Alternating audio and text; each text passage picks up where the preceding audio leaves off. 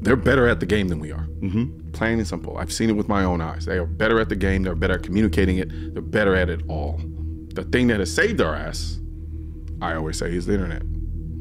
Thus far. I'm known as the ungun gun guy, right? Like that was the nickname given to me by my gun friends. Yeah.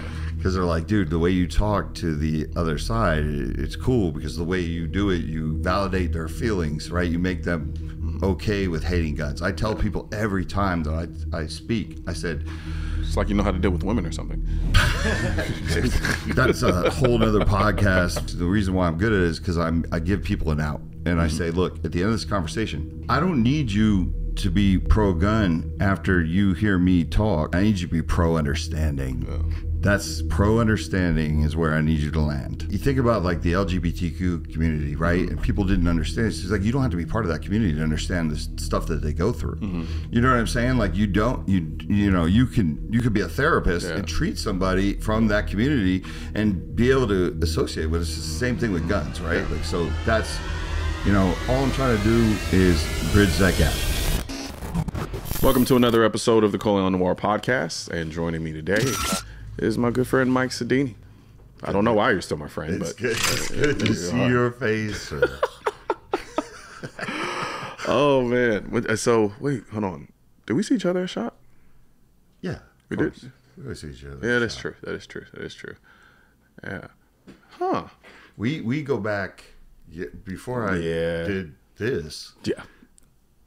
I used to be on your show on NRA TV. Yeah. Yeah. So technically, this isn't your first time. This is your first time doing the in-person podcast with me. But virtual side, we've done it a few times. Yes. Yeah. So let's just dive headfirst into it because this is an important issue for you and it's an important issue for me as well. It's mental health, and it's a big issue for me too because I spend so much time in a lot of ways. You could argue scapegoating the gun violence issue on mental health, right? And I say scapegoating facetiously, right? But one of the biggest stat points when it comes to gun violence in this country is self-deletions, right? They make up well over 60% of the gun violence deaths in this country, right? So Walk the Talk America. Now, I'm asking these questions like I don't sit on the damn board. like Mike is looking at me like, really? You're gonna play it like this? Yeah, right? But for people who don't know or understand what Walk the Talk America is, what is it as an organization? What's the point of it? Because there are a lot of people who have perceptions and ideas about it, but don't necessarily know. So first off, let me start by saying I got into the gun industry. I was a product of nepotism. Okay, which all the listeners, if you can get your job that way, I recommend it. It is the best way to do it. But so coming into the firearms industry, I wasn't necessarily a gun guy. If you look at my Instagram profile, I'm known as the most gun guy, right? And the reason why is because the way I was able to look at the space, I had to learn a lot when I got into guns, right? I didn't even understand why don't we give up ARs? Like those are things that I was smart enough to not say it out loud, but I had to learn, right? So at our core, Walk Talk America is a self-deletion organization. Yeah. Right. So before we go any further into this, I just want to say, because I saw how uncomfortable it was for you to say that, right? and I trust me, if self-deletion prevention. Yeah, right. For those that don't know, on YouTube, for YouTube purposes, they're very sensitive about using the S word, or in this case, self-deletions. So we use the synonym, or I guess it wouldn't be a synonym, but I mean the euphemism, self-deletions, to refer to the S word, just so that we make Peter's job a little easier and he doesn't have to bleep it out. Yeah, we're not saying self-deletions to make fun of it. We're not saying self-deletions for any other reason than this video probably won't be seen by you otherwise if we don't. So at our core, that's what we are, right? Yeah. But what I would say is we're the first organization in that space to come from the firearms industry. So historically, right, like what we do is we look for innovative ways to get gun owners help without fear of consequence, without fear of losing their rights. But we stand on our belief system, which is basically no compromise, but now allowing our people to get a spot at the table to talk about the solutions that we bring forward as the gun industry to keep people alive and healthy. mentally healthy. But I don't even want to, like people tell me all the time, is I don't want to I want people to be healthy. I want gun owners to be healthy from the jump. So I don't even. Sorry, I don't mean, but just so that, because the mic discipline, do a better job, Mike. Okay. Jesus Christ. Act like you've been here before. No, so I don't even want. I don't want. I want gun owners to think about their mental health and their self-deletion. You can still talk with your hands. I do the same thing. Okay. Yeah. Peter's going to be mad. So self-deletion plan when they're healthy. So they never get to that space where other things come into play, right? Because guns and mental health aren't mutually exclusive. And I think as gun owners, we kind of, because these numbers are weaponized against us, that we tend to overlook the part where we could be part of the solution. Yeah. You know? Yeah. I think one of the things that doesn't get talked about enough is the fact that you get to be in the belly of the beast in ways that most people in the gun community can't.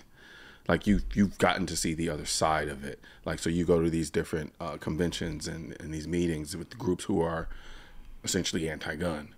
For lack of a better way of saying it. Maybe gun ignorant. Okay, gotcha. So let's talk about that. So from the outside perception looking in, right? So people in the gun community, we always attribute the kind of nefariousness to the idea of a lot of these kind of gun groups. How much of it do you think is predicated on ignorance versus just an out and out malicious intent to just do away with the Second Amendment? Politicians, I think it's all malicious, but for me, most people are just ignorant, right? Gotcha, so it's like here, okay, so historically, if you look at the gun industry, right, where like it's a mental health issue. Yeah.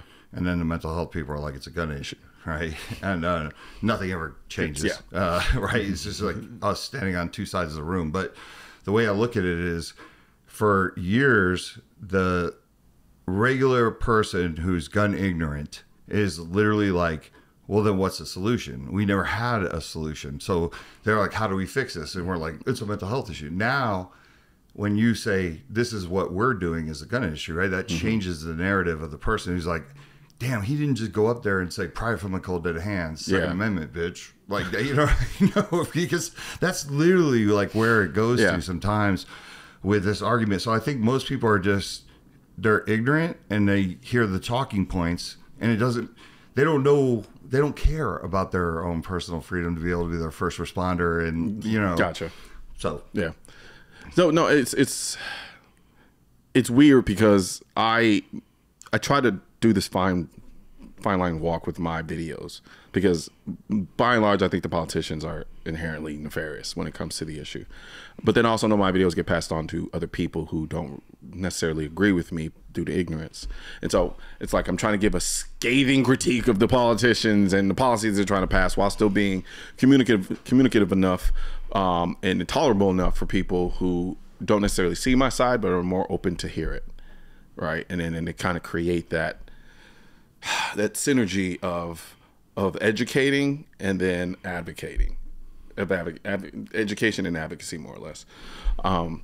And I think Walk the Talk America is incredibly important because, for what you said, it kind of bridges the gap in the middle, and which like I said, for the longest time, my stat-driven videos were based on the idea that, you know, this is a mental health issue, and that's where it stopped for me, right? Because I honestly I didn't know where else to go from there. Not that, oh, I just wanted to toss it over there so I didn't have to deal with it, but like I don't have the requisite education and understanding and experience from a mental health standpoint to take that even further. You know, for me, I was looking at, like, my goal was to start that conversation, to be the catalyst for that conversation to take place more in depth, because usually that's not what happens, because as you pointed out, they'll say it's guns, we'll say it's mental health. I still think it's mental health, clearly, but, you know, a lot of people will say, well, why don't we do this for mental health? That's the Band-Aid solution, or simple solution is to say, well, let's just have not only do background checks, but then have mental health evaluations for people to determine whether or not they can own a firearm. And then I go, okay, well then how does that look? You don't. Yeah. That was the great part about coming into the space, is like when I first got into this, I had no clue what I was doing, right? So like I got access to some of the most brilliant minds in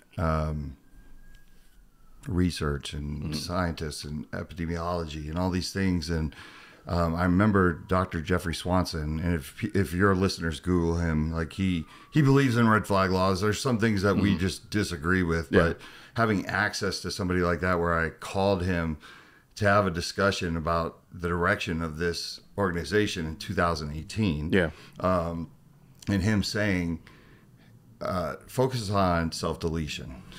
Like, don't focus on finding the next mass shooter. Because when I originally wanted to do that, I wanted to find, like, how do we solve the problem of the mass shooter? And he was like, you can't. So the gun people were all like, yeah, go, rah, rah, cheer me on. Yeah. And it was all the brilliant minds that are in the research side over there that may have an anti-gun view that were like, focus on this because it's like finding a needle in a haystack to stop the next mass shooter, right? Yeah. And I was like, make it make sense for me. Yeah. Make it make sense for me. And then you really don't even know if it worked, because if it worked, you'll never know that it worked. And if it doesn't work, you'll know immediately. Well, So, we'll get to the data part of, I always say, don't let data get in the way of saving a life. But, right, because anecdotally, sometimes we need those things, they work. But I remember Swanson said to me, he goes, you could take 10 people with schizophrenia. You could take 10 people with bipolar disorder, and you could hand them a gun, and you could go, this is yours, take it. And they'll go their whole life without hurting anything, themselves or anybody else. And he goes, Mike, you could go home and catch your wife in bed with your best friend and snap. Right? And I remember, like, that made it make sense for me, because I was like, and I heard you say it one time, it was like, let's cast this wide net on self-deletion. Yeah. And maybe in the net, you catch the person who might be the next mass shooter early enough to where they never get to that stage 4, right? You catch them at stage 1. So from your experience in talking with these professionals, so when you start talking about mass shooters, how much of a role does self-deletion or ideations of self-deletion play a part in mass shootings? Because in I've heard somebody make the argument that mass shootings are essentially somebody who has ideations of self-deletion and just want to go about it in a particular way. It's suicide turned outwards. Yeah, gotcha. Okay. I mean, that's the best way to describe it. Gotcha. Right? Because even most of them know this is a mission that they're going on, the journey, and it's going to end. And then I think when they get into the situation, then they give up, right? But originally, I think going into it, your thought process is, I'm not coming out of this. Yeah.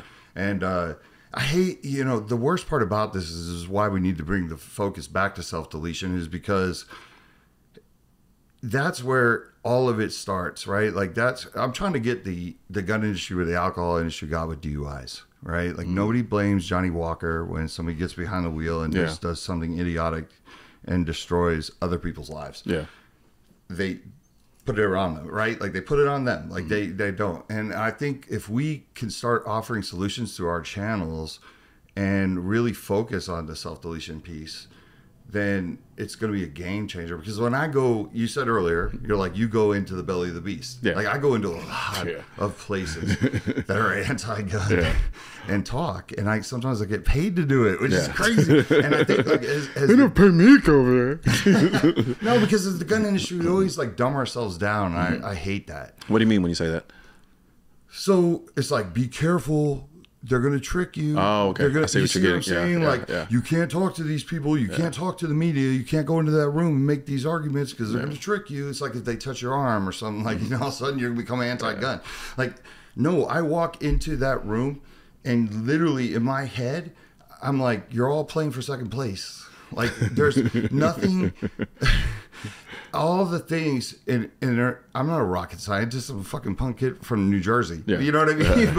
But all the things that I can say we are doing as a community, right? When you look at, and for the listeners to understand, like that card that gun manufacturers are putting in the boxes, like companies like Ruger, companies like Canik, Bursa, that have access to free and anonymous mental health screenings. When I tell that room that we're doing that, they're like, whoa, what? You're doing that? And I'm like, yeah. And that's something that they never could get done. Why? Okay, so what do you think it was? What was the barrier, right? Because nothing was stopping them on their side to come and talk to us. And I guess you could say fear was stopping us from talking to them in a lot of ways. Do you get what I mean when I say that? Yeah, I think it is more or less like it's almost like a bad marriage, right? Where you dig in and you're on the other side of the room, and the fight gets in the way of saving a life. I always tell people all the time, I'm like, ego should not trump mission, right? Mm-hmm. Like the whole idea is to save lives, and I'll weed you out real fast if you really aren't about saving lives. Because like I wanted to make an organization where even if you were anti-gun, you hated guns, you had a magic wand, you wish they'd all go away, which is like a clown world. But I wanted them to be like, you know what? I love what this dude's doing. Mm-hmm. I love what he's doing. The things you're doing are out of the box. You know what I mean? Because like I said, we don't need the mental health community to be successful. Yeah. We need assistance from them, right? Checks and balances. Mm-hmm. But overall, we have access to the manufacturers, the accessory makers, the gun shops, the firearms instructors, and the culture. You know, I think that's how we approach this thing. Like, we'll solve this issue better than you can. Gotcha. Yeah. Gotcha. So, which makes sense because I mean it's a highly specialized issue because you're dealing with an inherent right that the other side, they don't necessarily have that. There's nothing they're really protecting. Do you get what I mean when I say that? Like that, there's not that balancing act of, okay, well, we have this right here and nothing gets in the way of this right, more or less. But then how do we solve this issue where people are utilizing a tool that is the very foundation of this right to engage in this behavior in terms of self-deletions? And I think from their side, and when I say their side, I mean the mental health side, the mental health community, right? I don't, and I could be wrong. You can tell me if I'm wrong. Is there something that they're like, this is our line, right? Or are they a little more fluid? Are they a little more malleable in that regard? I would say our people is the one that's going to stop me. I mean, I've been accused of being anti-gun, like numerous times, right? Which is ridiculous because I've armed more Americans than 90% of the population in the United States. I used to own a gun company. That's how we met. I owned a gun company. We used to sell 60 to 80,000 guns a year to civilians. We didn't have military contracts. We didn't have police contracts, right? So I always tell people, when you discover how many guns are actually out there, and when I talk in these presentations and I drop that fact, it's crazy to watch the hamster in people's minds. Start to really understand how realize like it's like when I found out that my mother used to let me swim in the San Francisco Bay, and that was a pipeline for sharks, like great whites and all this. You realize you don't have a shark problem. We essentially don't have a gun problem. We have a self-deletion problem. You know what I mean? In the big scheme of things. So I think they're a little bit more fluid once they see the innovative things that we're doing, because they can only default to two things, whether it's either restriction or language. Okay. Talk to me. Yeah. Because it's like, okay, what's the other suggestion? Right now we're coming through the door. It's like, you can't put me in a corner. If you say, okay, you work in self-deletion, what are you doing for the black community?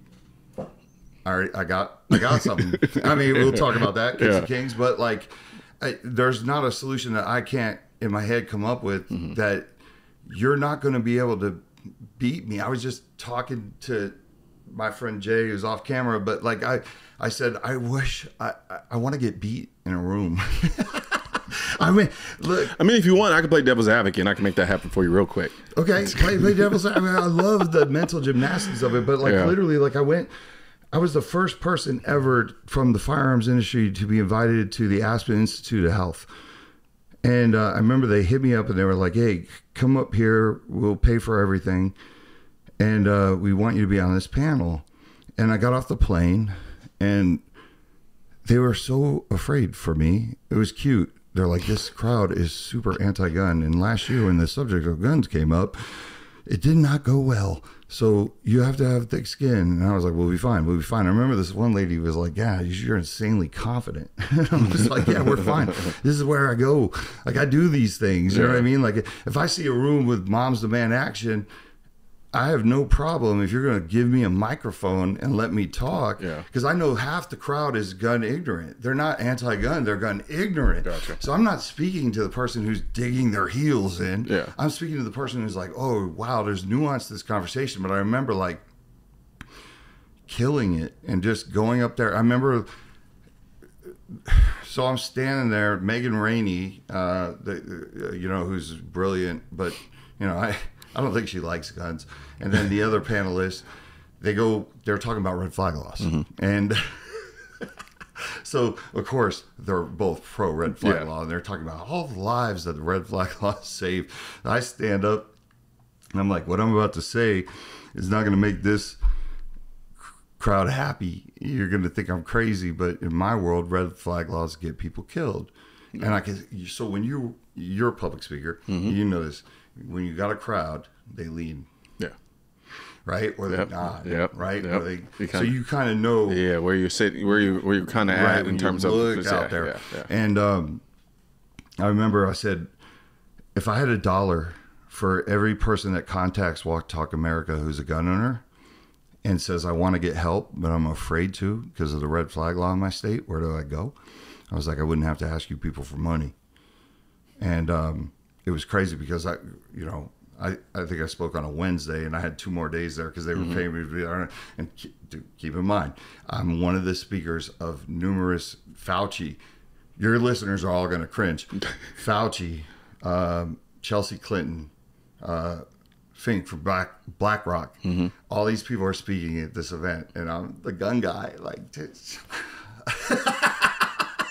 you see? No, do you understand how amazing that is? They never had a gun person there. And now I'm representing an industry, but I'm also saying to the crowd, red flag laws get people killed. So I'm walking around the next 2 days on campus. You know, if everyone's been to Aspen, you know what that's like that whole campus. And people were literally stopping me and they're like, hey, I hate guns and I'm totally against them, but you gave me something to think about. I thought all you people wanted to do is just arm everybody. I didn't realize that a red flag law could create a barrier to entry for someone to get help because they're afraid. Yeah. And so all the people that contact me and say, I want to get help, but I'm afraid to because of red flag law. Think about how many people don't. Oh, I know for a fact. Yeah. I know for a fact. And it's a stupid problem to have, honestly. It really is. But then one thing you pointed out was that what's still staggering to me is the amount of ignorance or the false perception. Like someone telling you, no, we thought you just wanted to arm everybody. Like if people genuinely think that the only reason we want firearms is so that we can play. Right? Like, no, this is the firearm ownership aspect to it. It's about saving lives, especially from whether it's actively or defensively. You get what I'm saying? Yeah. And it speaks to the broader conversation that's being had on a national level, and it's not being had correctly.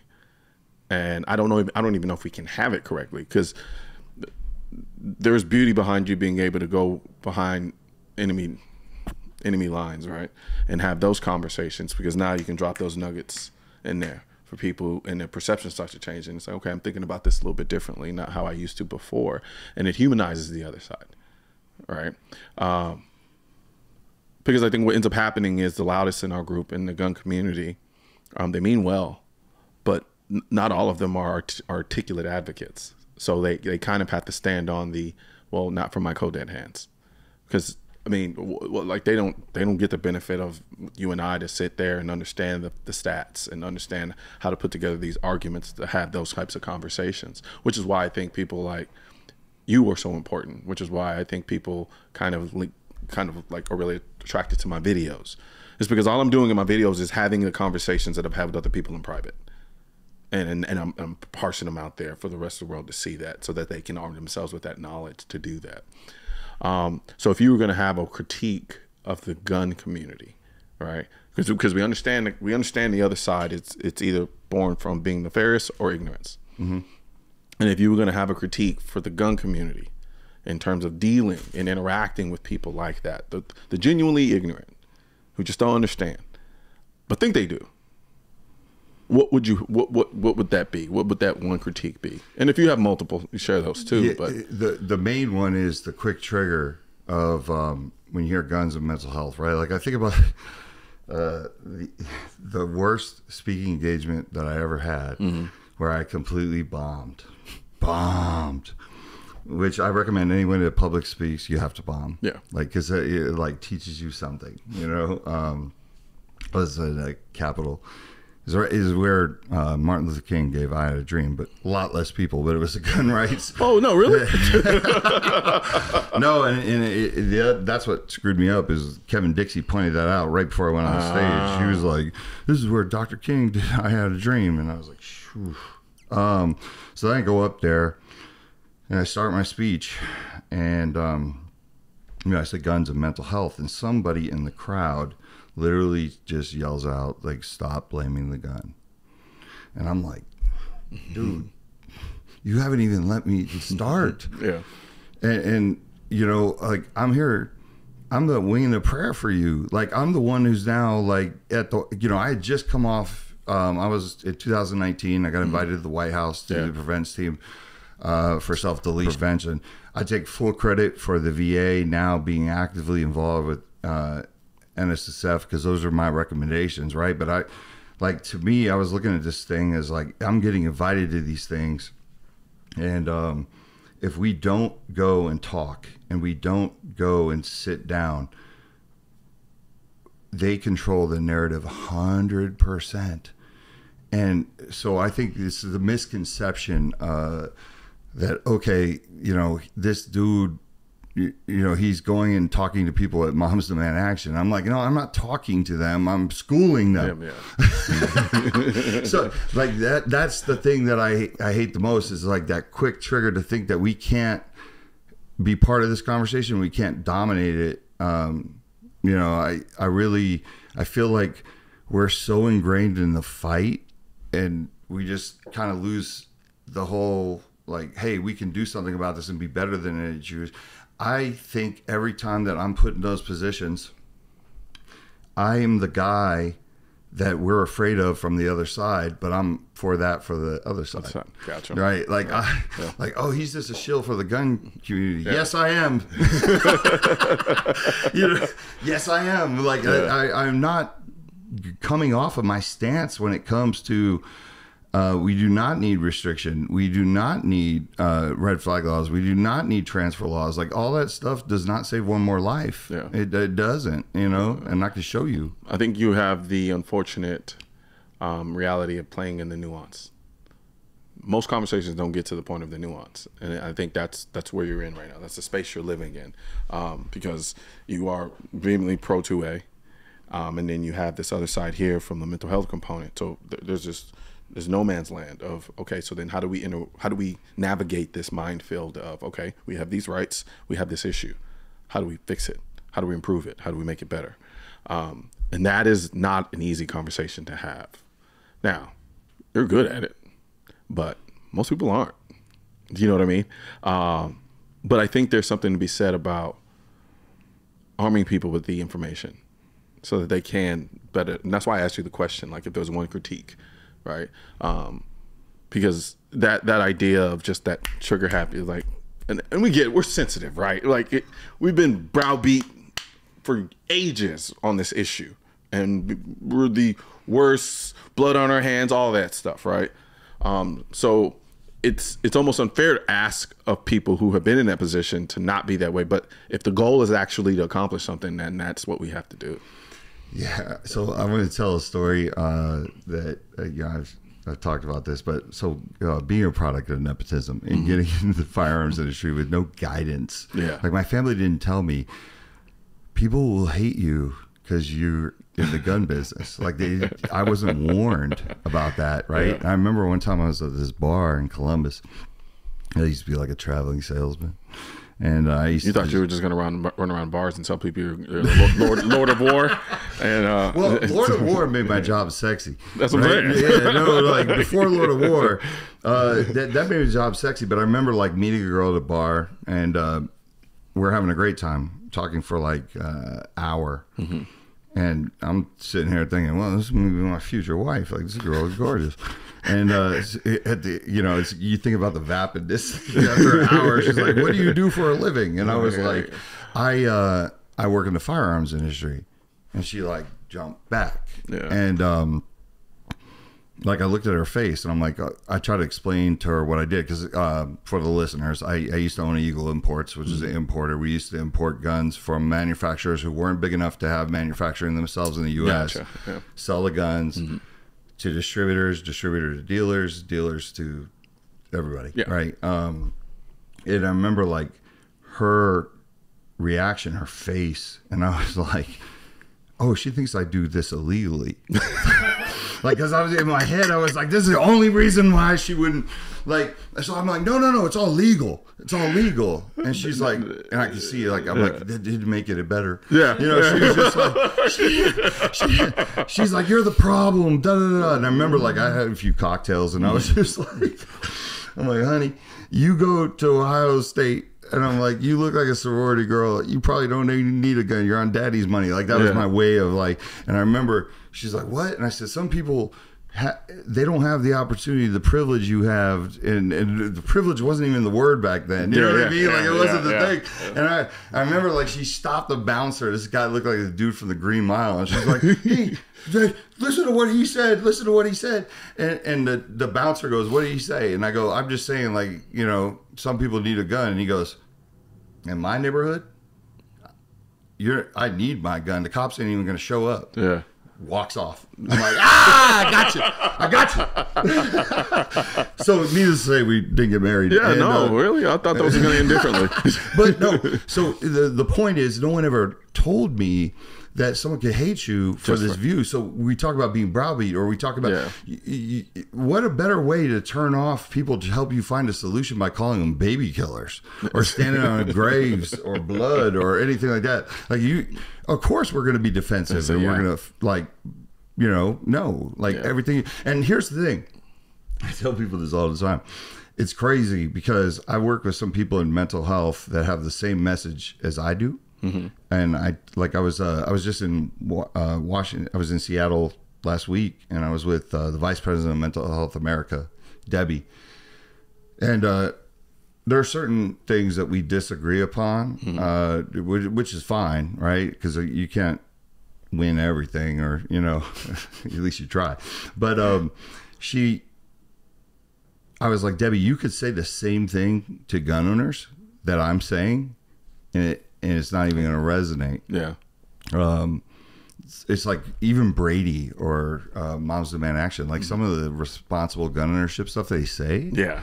It could be what Walk Talk America is saying in terms of like what we believe about time and space, like creating mental health plans, all this stuff. But I'm like, they're not listening to you. Yeah. Like they immediately shut down. So you could say something that's really good, but just because of the fact that you're not, all in and understanding of the 2A culture, they shut down. Yeah. So it's one of those things where I look at it and I'm like, this is why it's important for us to do it ourselves and like have that message, because a gun owner is like, I want to back an organization that isn't going to compromise on my belief system, but still offers solutions, so I don't have to feel dirty when I'm having this conversation after a mass shooting or, self-deletion issue, Yep.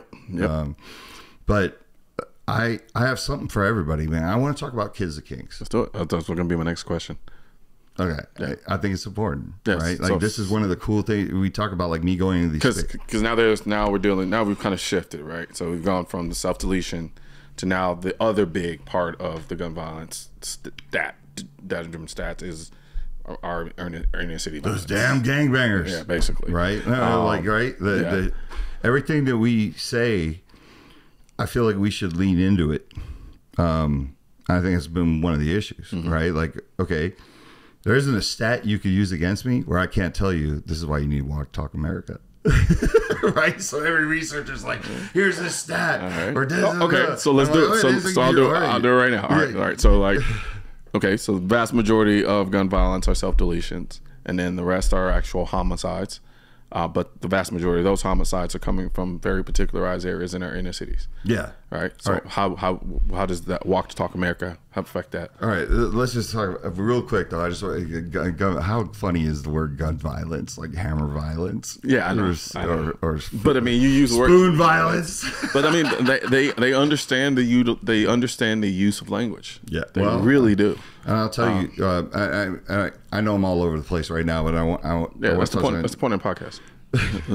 But I want to talk about how when I was at San Jose State, and I got asked by Moms of Men Action to speak. So let's get to that. But let's talk about Kids of Kings first, because I saw how clever that other side is, right? And I want to bring light to this because I took a lot of heat for going up there and speaking, because my people didn't understand it. They didn't understand what I was doing. They're like, why is he talking to Moms of Man Action? But anyways, it goes back to the narrative thing. If I don't talk, whatever. But Kids of Kings, this is the first program of its kind. And Jay Hood is off camera, but he's in the room with us. And one of the first people to ever hear me talk about Walk Talk America. And I remember I remember us driving, and he was like, oh, everything you're doing is so counterintuitive. It's crazy, because you could go on CNN and Fox and no one can mess with you. And I remember he drops me off and rolls down the window, and he's like, keep up the good work, but people die over this stuff. I was like, what? He's like, it's force disruptors, right? You literally change the snow globe, you shake things up. But Kids of Kings is a program that we developed after in 2019. I was at the NRA show, and Devin Perkins, who's out of Colorado now, came up to me and loved the concept of Walk Talk America. And he said, what are you doing for the Black community? And I said, absolutely nothing. And he goes, why? And I go, because no one needs another white hero. I said, that blindside shit is played. And it's funny because I was right. Just cut to 4 years later. I watched that movie and I was like, this is the fakest thing I've ever seen on the planet. You're acting like this kid's slow and simple. Clearly, the white savior thing, right? But he appreciated that. And I said, no, if you put something together and I'll help you develop it, and you start your own 501c3, right? I wanted this.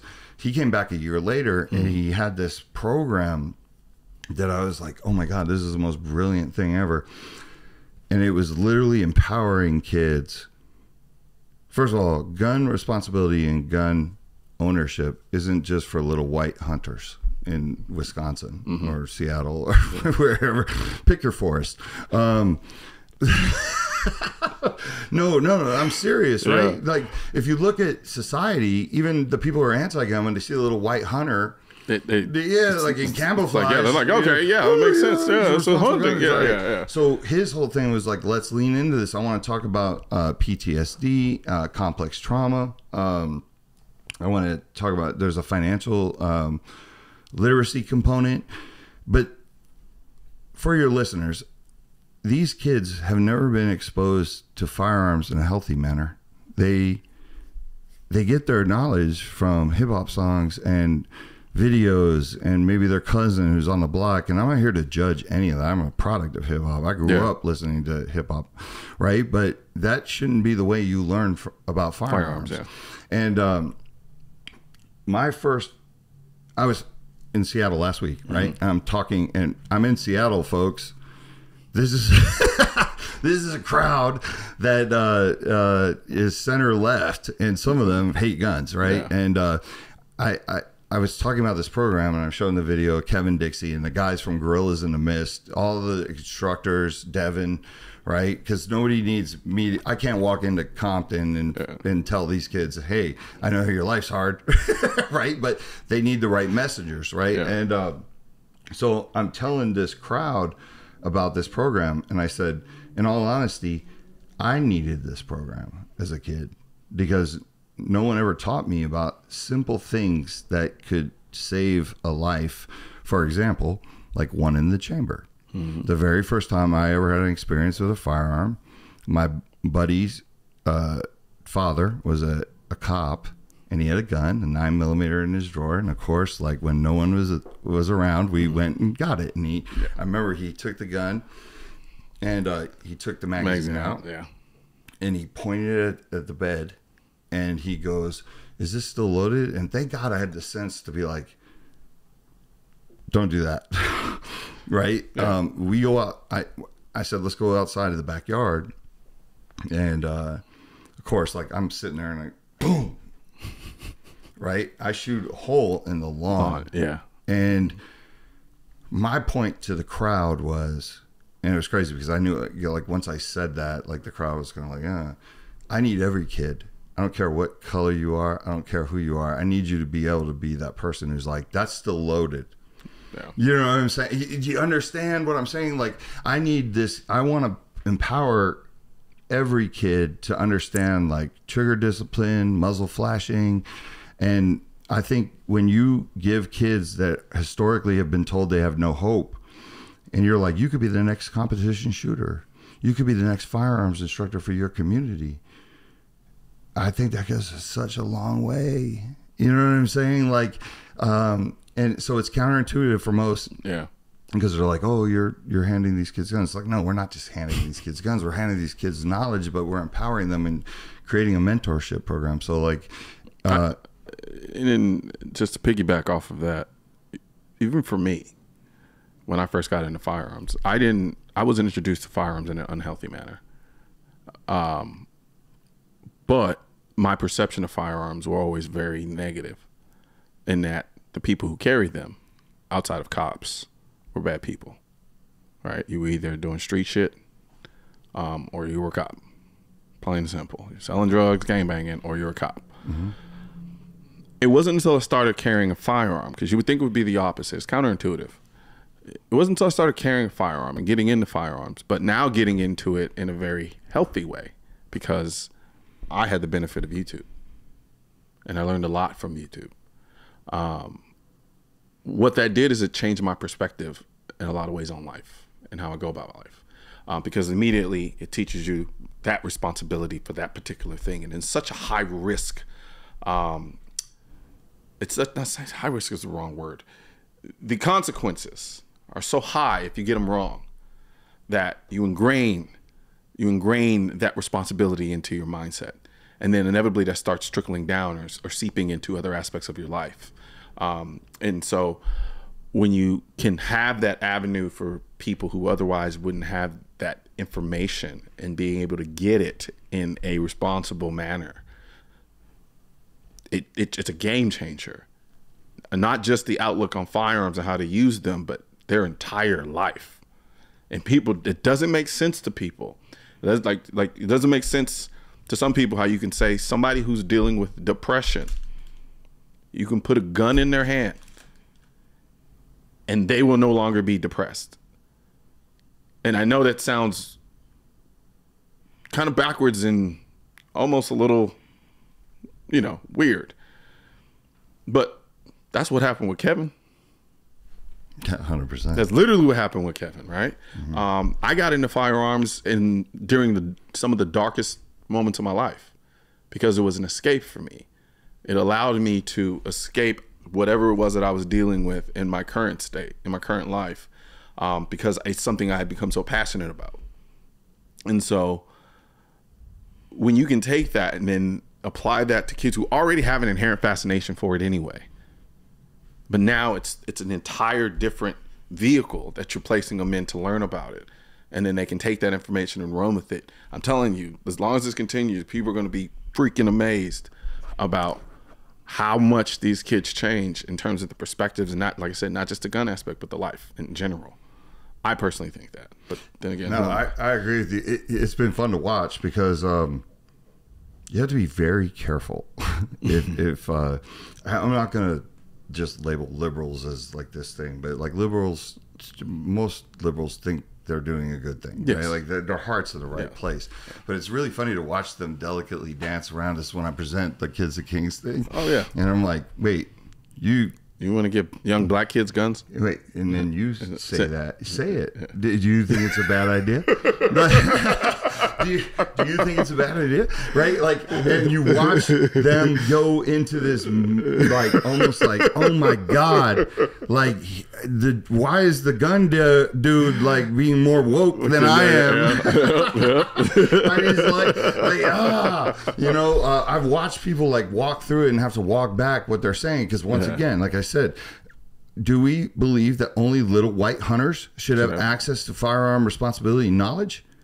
Don't say that out loud. You pretty much will expose yourself as a racist. And so this is a great, like, this is the fun part about Walk Talk America. When coming with these solutions, having a spot at the table and being able to be like, this is what we're doing. I just feel like this is our time, and I can't lose. Like, I walk into a room and it's kind of like, okay, we can all do the same solutions over and over again, but this guy is coming with something different. And to me, I'm here to represent the firearms industry in such a way that it's like, God, they're so creative. And these are the people that I put zero faith in, you know, because when my expectation level is when I go into a room, that you're going to be like, all he's going to do is get angry and default to pride from a cold dead hands. And then all of a sudden I'm like, yeah, we're doing this, we're doing this.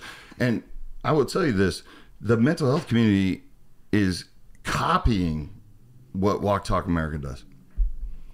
And it pisses me off. And at first, I thought saving lives is not proprietary. So I used to like go out on these missions and I would talk in these speaking engagements. And I'm like, look, if you could do what I do and make it better and get it out there, it's about saving lives. Yeah. And then all of a sudden they started stealing it. And I was like, whoa. That's annoying. Like, they're not even giving me any credit. But so I'll tell you this right now. The firearms industry is responsible. The industry, because I'm the industry, is responsible for the first people to create a cultural competence course for mental health clinicians to get CEU credits to learn about gun culture. We were the very first ones. We did it in 2018. Now every organization has a cultural competence course, right? Like all these suicide prevention and mental health organizations. Yeah. We're the first organization to have something like Kids of Kings. Okay. We're the first organization to have the firearms instructor self-deletion prevention and better mental health plan, because what was happening is all these states were implementing that every CCW, concealed carry holder, a class, right? Like when you go for your CCW, like has to implement some self-deletion prevention or better mental health thing. And then the instructors were turning around to the states like Jersey and New York, all the typical suspects, right? And they were saying, well, what do you want from us? Like, what do you want us to teach? And they were like birds that wanted to fly south but didn't know why. They were like, we don't know. We just want you to do this. Right. So I was like, well, let's create something for all these instructors. And this is what I'm proud of. We get more instructors that aren't in the states that compel them to do it, to implement it. You see what I'm saying? Yeah. And now I know there's other organizations out there that are ripping off my curriculum. I am not a hip hop group. I am not a rock band. I should not have to every year create something new, you know, to stand to, but I do it. Yeah. We do it.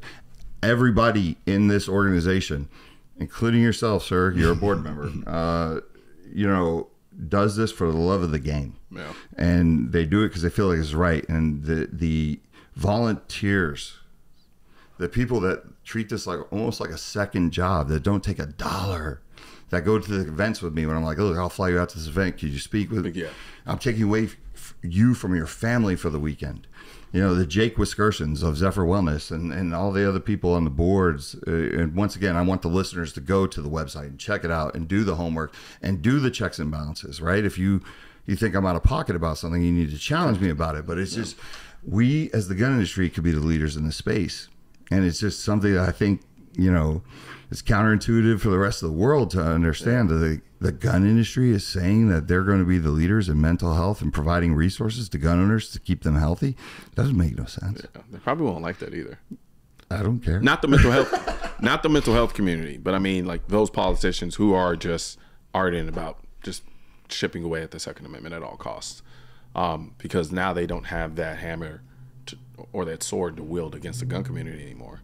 We've taken it from them. You've basically 8-miled them. 100%. I love that analogy of 8 Mile though. Yeah. Like take it away before they can use it against you. And I think that's why I was so adamant about coming on board with Walk the Talk America. Because what? I want to talk about that though. Like this. I want to give you your flowers. Your flowers. No. Because so we had a friendship before this even created, and you were one of the first people that I talked to about this. Yeah, idea. I remember. And I remember you kind of were just like, "Yeah, I'll support you, whatever." Like what friends do. Yeah. Like, oh, we're having cocktails. Like, what? Yeah, go do it. But I remember like at that time, you were tied in with NRA. Yeah. And I remember asking you, is this something that they're going to get upset about? Is it going to hurt you? And I remember like we had to pause and think about it. And one of the things I love about you was the phone call when you called me back after pondering it and said, who cares? Just put my name on there. No, and so I've always appreciated that, the fact that you were willing to be bold and almost could do something that could hurt your brand. You know what I mean? Because at that time, the gun people were like, it was a very innovative concept within the space, because like you said, everything, like the fight had been getting in the way of the marriage the entire time, right? You had the mental health side here, you had the gun people here, and it was yada yada yada yada yada. So even remotely acknowledging them and saying you're going to do anything with them is like, wait, what? Like, no, we don't do that. We don't involve ourselves with them. But I also knew, because I didn't do the research, but I researched the research, and I saw the numbers and I understood what the real problems were. And then I'm like, with myself, I really had a conversation with myself. Like, if I'm going to get up here and I'm going to tell you that there is no gun issue in this country, but that we have a mental health issue in this country, that we have a socioeconomic problem in this country, who am I to then back away or not be a part of something that's purporting to be a solution that I'm saying is the problem? You get what I'm saying? And so it was a no-brainer for me. And I was willing to stand on that square regardless. You know, they may not have liked it. I don't know. I mean, it ended up not being an issue. But I just honestly just felt it was only right. It was only right. Yeah. It made so much sense though, because who better to understand the particular issues of individuals with firearms who may or may not be dealing with mental health issues than individuals with firearms who hang out with people who may or may not have mental health issues. Sorry, Peter. I know. That's not like, okay, bounce on the table. Yeah, I don't think you've been here before, please. But I do want to say real quick before we wrap up. I don't want to wrap up. I want to talk for the next 2 hours. Yeah, good job. I want you to talk about what you learned about the strategies. You're talking about just so that people understand what we're dealing with when it comes to the other side of this conversation, who is adamant about undermining it. So the right. Yeah, I can't remember what year it was, but I got invited. It was right after a mass shooting in San Jose, and somebody called me from San Jose State, and they were like, "Hey, we love the work you're doing. It's like crazy out of the box." And they're like, "Would you be willing if we flew you up here, paid you, and give you a platform to talk about the things you're doing?" And I said, "Well, what is it for?" And they were like, "Well, Moms Demand Action and a VA organization out of San Jose State that supports the VA, which is veterans, right?" So I was like, that's a weird dynamic, right? Because like veterans and the Moms Demand Action people, and what I tell you about like people that are in these organizations, they don't necessarily understand that they're not anti-gun. So open arms, like they don't understand that they're not anti-gun. No, so they think they're pro-gun. Gotcha. Right. Okay. So if you talk to someone from Brady, or sometimes they're like, "Oh, we have gun owners all throughout our organization." You know what I mean? Like they love their shotguns, but it's like fuck out of here. Anyway, but it's like, yeah, but it's the butt. the but. Like, we're pro-gun, but we believe in common sense gun laws. And I'm like, that make no sense because they're not going to save one more life, right? Like, it's having the nuance to be able to talk about why that's not going to do anything. It's like when people talk to me about banning ARs, I always say, if I told you I could stop drunk driving by banning red sports cars, would you think I was crazy? And they were like, yeah, batshit. Right? Because I'm like, that's essentially what you're doing when you say ban. You're literally like not, and this is where people don't understand where the slippery slope is. It's like they take time to learn, right? But so going up to San Jose State and speaking was an awesome opportunity, which I took a lot of heat from the gun industry. The people that have attacked you. I mean, I remember you posting I remember you called me one time. I love telling this story. And you go, I can't win. There's nothing I can do. And you posted something that had nothing to do with guns. And you go, watch this. And in the comments, what your stance is on this or that, right? Like, you're like, it has nothing to do with guns. I just posted like lyrics to a song or something like that, right? So I get flamed for going up there. And I remember it was like the Gun Collective or something like that online. And most of the people there didn't realize I don't have a life except for self-deletion prevention. And so I'm answering everybody in the comments, right? Like knowing that I'm a loser. But so I go up there and, my whole thing was like, once again, if you let them only control the narrative, then they're going to control that narrative. You have to go up there and understand that most of the crowd is gun neutral or gun ignorant. So I was, I go up, the first thing I say is, I'm from Vegas. Everyone knows where that's from, right? The whole crowd's, yeah. I said, remember October 1? 59 people died in a mass shooting that day. And the crowd's like, nodding. And then also I said, we lose, and at the time we lose 74 people a day self-deletion by firearm a day. I just got myself bleeped, but that's your third time. Okay. Back then I think it was like 64. So I told the crowd, I go, we have a October 1 shooting every day that the media doesn't want to talk about, more than the 59 people that lost their life that horrible day on October 1, right? So I'm up there cooking. Because I see these kids and they're like, oh, okay. Like, what proved it is when I walked off stage, how many kids came up to me and are like, I had no idea that was the situation. Like, they were like, really, a day? And I'm like, a day, right? And then the lady from Moms Demand actually gets on the stage and just nukes the entire. So as we're walking off the stage, and Jake Wiskershin, who's like the mental health part of Guns and Mental Health, like people, I'm gonna plug my own podcast, right? Like staunch mental health clinician, 2A supporter, and a force disruptor in the world, right? Like calling clinicians out on their bias against us. We're standing there, they're passing out these flyers, and I'm looking at it, and it's all these QR codes, and I was like, oh no. I look at Jake, and Jake is in the crowd, and he goes, I go, because I knew what was going to happen. She gets up there. Keep in mind, I'm talking on this platform. I'm in front of a sign that says "End Gun Violence," which is literally like saying, I don't want puppies to die. Like, you know what I'm saying? Like, who wants gun violence? Nobody wants that. Like, nobody wants kittens to be killed. Cats are kind of assholes. Dolphins are fine. We've had these discussions about animals. No, and basically, like, she goes, who here wants to end gun violence? And the crowd goes crazy. Once again, who doesn't want puppies to die? That's low-hanging fruit.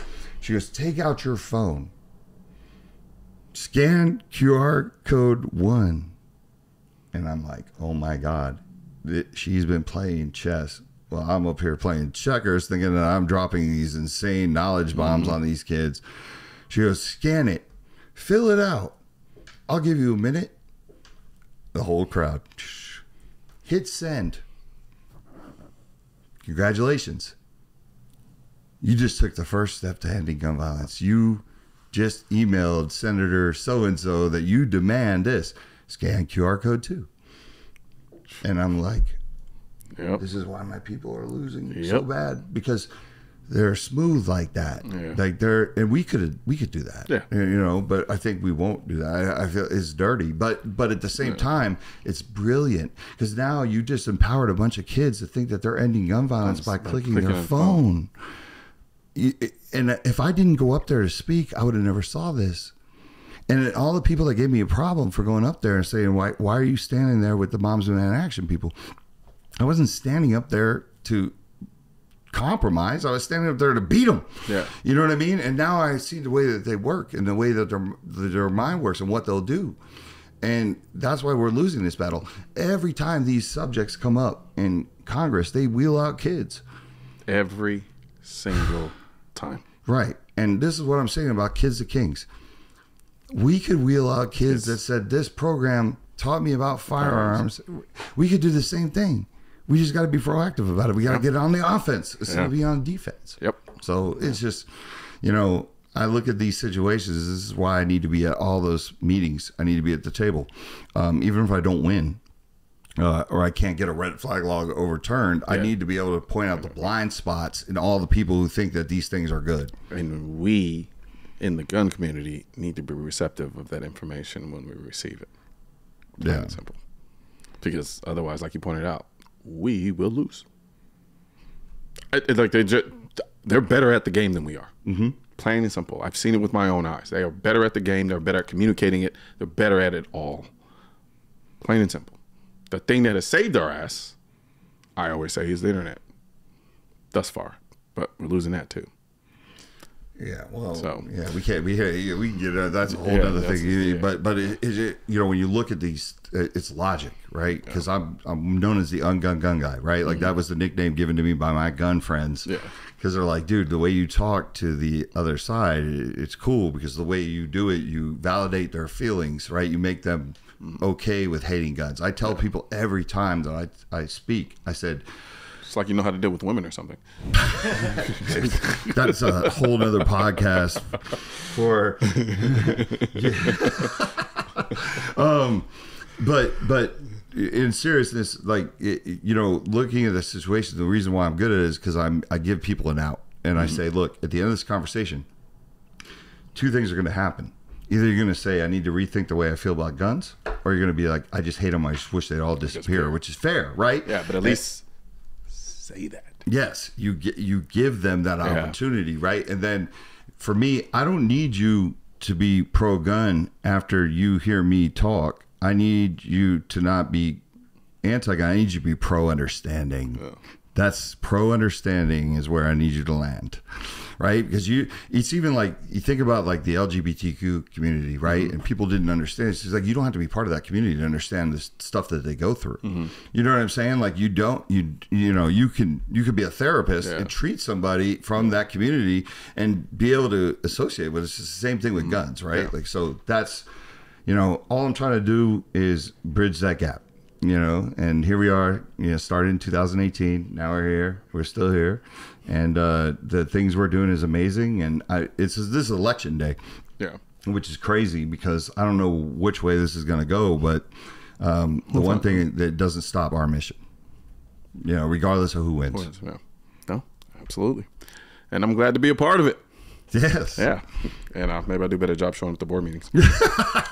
Alan Iverson over here doesn't show up. We're talking about practice. Practice. Mike, you really gonna No. No, the craziest part is, like, I think Walk the Talk, we did the analytics one time, and Walk Talk America is found by people searching your name, which is crazy. So you don't have to go to practice. I mean, I wish you would learn the plays so we could implement them. I want to do like a Larry Brown thing, but you don't have to go to practice.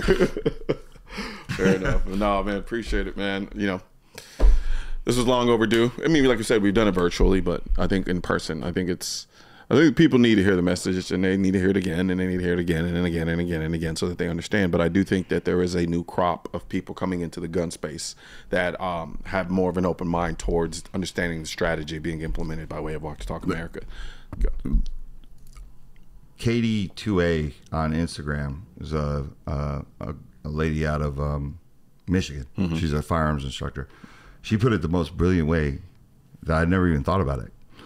She was like, as somebody who has been a self-deletion loss survivor in terms of her friend, self-deletion survivor. Mm-hmm. I beat it. You're at 4. You're good. You were 4. Yeah. She goes, Walk Talk America was the first organization that made it okay for me to stand on my belief system about the Second Amendment, but also be part of the mental health conversation.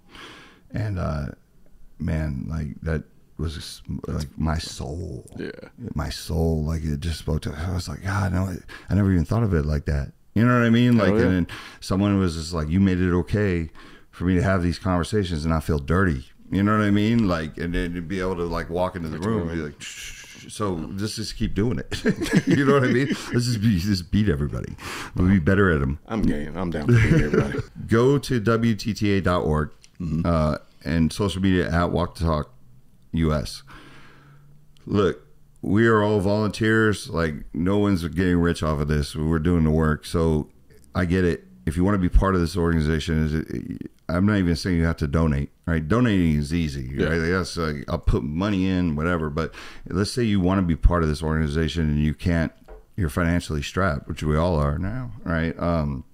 There are so many ways that you could promote the organization. So if you go to our donation page, we put it right there, ways to contribute without a donation. Yeah. You know, and I want to, this is a movement. This is about our culture. This is about shifting it and getting us to, once again, guns and mental health aren't mutually exclusive. Yep. Right? So, you know, I appreciate your time, bro. Peter, make sure you put that information on the lower third. Do your job. One thing's for certain and two things are for sure. Politicians and tech giants don't want gun content to be recommended to you. And we're all fighting this culture war together. Now, you can help do your part by liking, commenting, subscribing to the channel, but most importantly, sharing this video with at least one person. Together, we can stop the suppression of our 2A rights. And don't forget to click the link in the description section of this video for the products that I mentioned in this video.